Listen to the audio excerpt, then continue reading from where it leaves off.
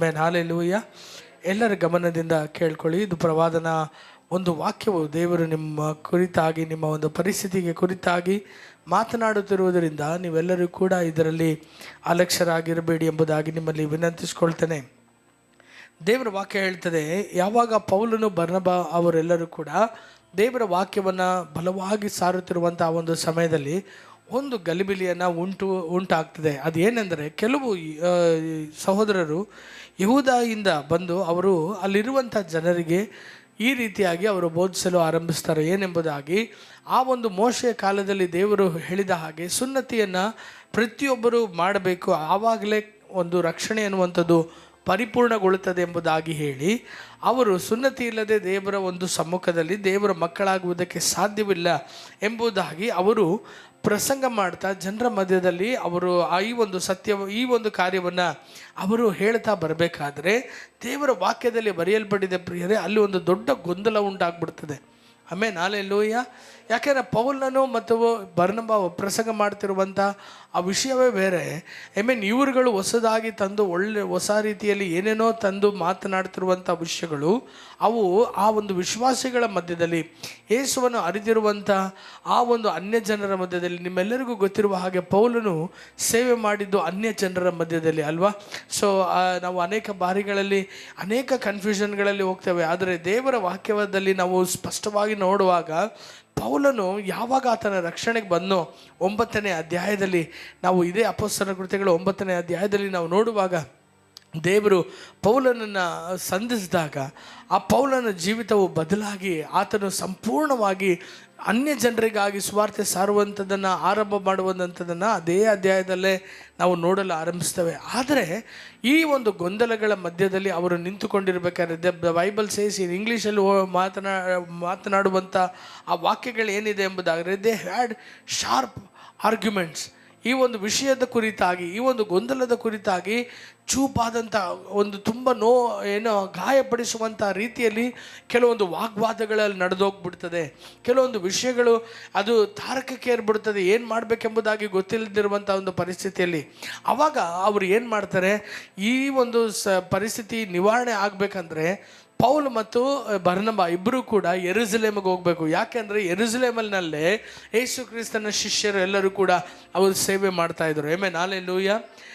ಇವರು ಎಲ್ಲೇ ಹೋಗಿ ಎಲ್ಲೇ ಸೇವೆ ಮಾಡಿ ಬಂದರೂ ಕೂಡ ಯೆರೂಸಲೇಮ್ ಇವರಿಗೆ ಆತ್ಮಿಕವಾದಂಥ ಒಂದು ಹೆಡ್ ಕ್ವಾರ್ಟರ್ ಆಗಿತ್ತು. ಹಾಲೆಲೂಯ.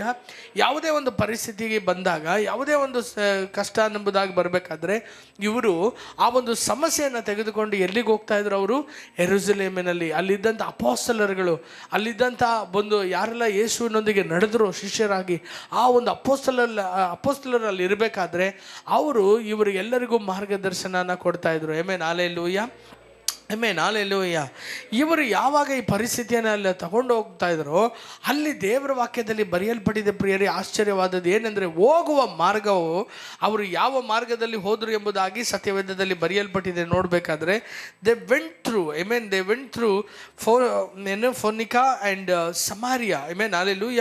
ಅವರು ಏನು ಮಾಡ್ತಾರೆ, ಅವರು 2 ಪಟ್ಟಣದ ದಾಟಿ ಹೋಗಬೇಕಾದ್ರೆ ಅಲ್ಲಿ ಅನೇಕ ಜನರು ರಕ್ಷಣೆಗೆ ಬಂದಿರುವಂಥದ್ದನ್ನು, ಅನೇಕ ಜನರು ದೇವರ ಕಡೆ ತಿರುಗಿರುವಂಥದ್ದನ್ನು ನೋಡಿ ಅವರು ಸಂತೋಷ ಪಡುವಂಥ ಕಾರ್ಯವನ್ನು ನಾವು ನೋಡ್ತೇವೆ. ಅದು ಮಾತ್ರವಲ್ಲದೆ ಅದು ಅಲ್ಲಿ ದೊಡ್ಡ ಸಂತೋಷವನ್ನು ಉಂಟು ಮಾಡ್ತದೆ ಅವರಿಗೆ ಎಂಬುದಾಗಿ ನಾವು ವಾಕ್ಯ ನೋಡ್ತೇವೆ. 4ನೇ ವಾಕ್ಯ ಹೇಳ್ತದೆ, ಅವರು ಯೆರೂಸಲೇಮಿಗೆ ಬಂದಾಗಲೂ ಕೂಡ ಆ ಯೆರೂಸಲೇಮಿನಲ್ಲಿ ಅವರು ನೋಡುವಂಥದ್ದೇನೆಂದರೆ ಸಮಸ್ಯೆ ಅಲ್ಲ, ಅವರು ನೋಡ್ತಾ ಇರುವಂಥದ್ದೇನೆಂದರೆ ದೇವರು ಮಾಡಿರುವಂಥ ಎಲ್ಲ ದೊಡ್ಡ ದೊಡ್ಡ ಕಾರ್ಯಗಳ ಕುರಿತಾಗಿ ಅವರು ಕೇಳ್ತಾರೆ. ಆಮೇನ್. ಹಾಲೆಲೂಯ.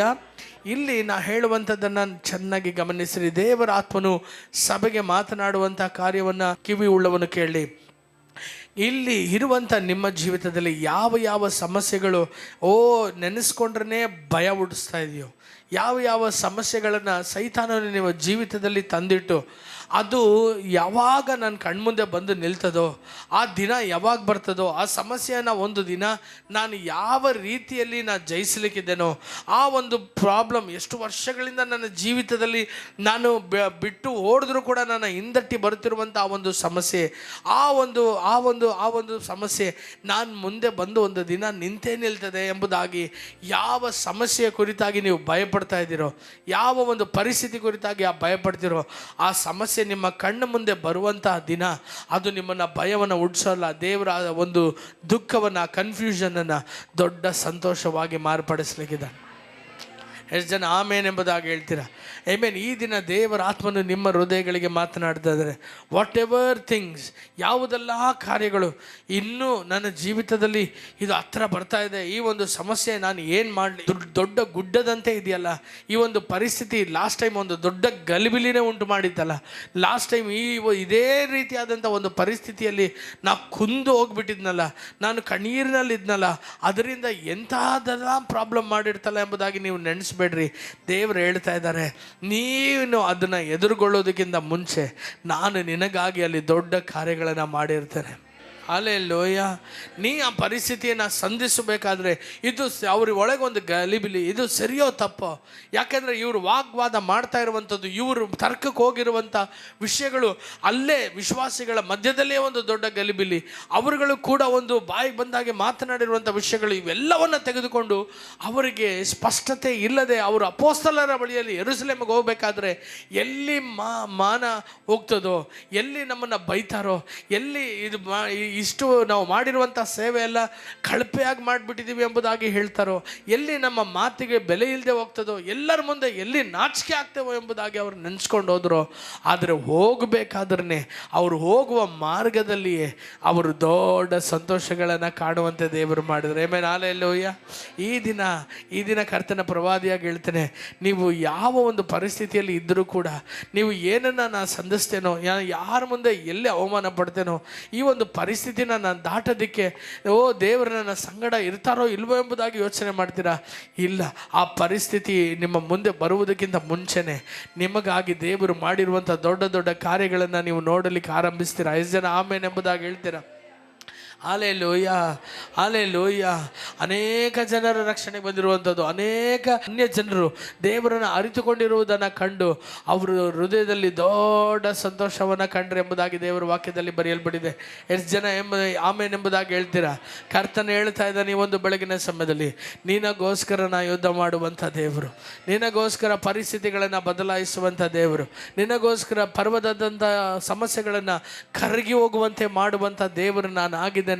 ಯಾವುದರ ಕುರಿತಾಗಿ ಚಿಂತಿಸಬೇಡ. ವಾಕ್ಯದಲ್ಲಿ ಬರೆಯಲ್ಪಟ್ಟಿರುವ ಹಾಗೆ ಫಿಲಿಪಿಯರದವರಿಗೆ ಬರೆದ ಪತ್ರಿಕೆ ಅದರಲ್ಲಿ 4ನೇ ಅಧ್ಯಾಯದಲ್ಲಿ ಯಾವ ಕುರಿತಾಗಿ ಚಿಂತಿಸದೆ ಎಲ್ಲದರ ಕುರಿತಾಗಿ ದೇವರಿಗೆ ಕೃತಜ್ಞತಾ ಸ್ತುತಿಯೊಂದಿಗೆ ನಿನ್ನ ಪ್ರಾರ್ಥನೆಗಳನ್ನು ನೀ ಸಲ್ಲಿಸು. ಆಮೆನ್. Hallelujah, hallelujah. ಕರ್ತನ ಮೇಲೆ ಭಾರವನ್ನು ಇಟ್ಟು ನಿಶ್ಚಿಂತೆಯಾಗಿರು. ಈ ದಿನ ಬೆಳಗಿನ ಸಮಯದಲ್ಲಿ ದೇವರು ಹೇಳ್ತಾ ಇದ್ರೆ ಪಕ್ಕದಲ್ಲಿ ಇರೋರನ್ನ ನೋಡಿ ಹೇಳೋಣ, ಯಾವ ಪರಿಸ್ಥಿತಿಗೆ ನೀವು ಭಯಪಡ್ತಾ ಇದ್ದೀರೋ ಅದರ ಬಗ್ಗೆ ನಿಶ್ಚಿಂತೆಯಾಗಿರು. ಆಮೆನ್. ಹಲ್ಲೆಲೂಯ.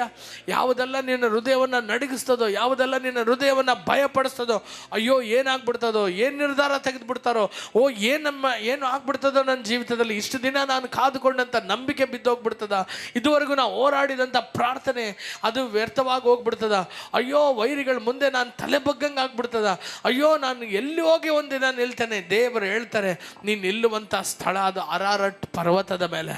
ಎಷ್ಟು ಜನ ಆಮೇನ್ ಎಂಬುದಾಗಿ ಹೇಳ್ತೀರಾ? ದೇವರು ನಿನ್ನ ಬಾಲವನ್ನಾಗಿ ಅಲ್ಲ, ದೇವರು ನಿನ್ನನ್ನು ತಲೆಯಾಗಿ ಮಾರ್ಪಡಿಸುವಂಥ ದೇವರು, ದೇವರು ನಿನ್ನ ಕೀಳಾಗಿ ಅಲ್ಲ ಮೇಲಾಗಿ ಮಾರ್ಪಡಿಸುವಂಥ ದೇವರು, ಇದುವರೆಗೂ ನಡೆಸಿದಾತನು ನಂಬಿಗಸ್ತನು. ಆಮೇನ್. ಹಲ್ಲೆಲೂಯ. ಇದುವರೆಗೂ ನಡೆಸಿದ ದೇವರು ನಂಬಿಗಸ್ತನು. ಆರಂಭದಲ್ಲಿಯೇ ದೇವರು ಇಷ್ಟೆಲ್ಲ ನಿಮ್ಮ ಜೀವಿತದಲ್ಲಿ ಕಾರ್ಯ ಮಾಡಿರಬೇಕಾದ್ರೆ ಮುಕ್ತಾಯವು ಮಹಿಮೆ ಉಳ್ಳದಾದ ಮುಕ್ತಾಯವಾಗಿರ್ತದೆ. ಹಲ್ಲೆಲೂಯ.